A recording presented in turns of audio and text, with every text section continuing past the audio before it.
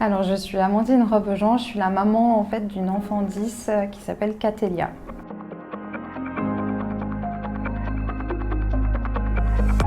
Alors mon enfant en fait a commencé en moyenne section à avoir, la maîtresse nous a dit qu'elle avait des petits retards sur l'écriture de son prénom. Alors jusque là je m'étais pas inquiétée parce que c'est pas un prénom très facile, elle a des lettres complexes à l'intérieur. Et puis en fait après on a quand même commencé à se rendre compte qu'au niveau de son expression, elle construisait pas vraiment ses phrases. Donc on a commencé à demander en fait un bilan orthophonique.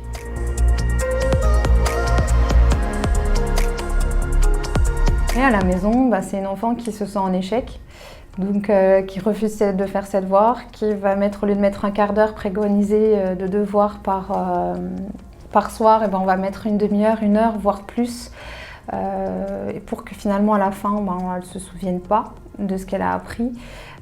Faut trouver des astuces aux devoirs. Faut, par exemple, une poésie, moi j'avais trouvé à lui dessiner en fait les vers pour qu'elle ait un support visuel, le temps de l'apprendre, de la visualiser et de pouvoir la réciter derrière.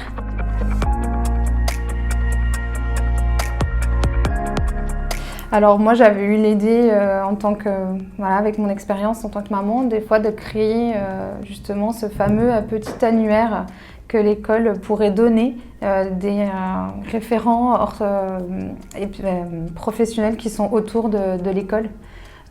Et expliquer en fait ce que c'est, avoir des associations, avoir peut-être des témoignages de parents, dire que la dyslexie c'est un sujet, mais c'est pas non plus quelque chose qui va être d'une gravité humaine. C'est juste une façon de penser différemment, il faut la trouver.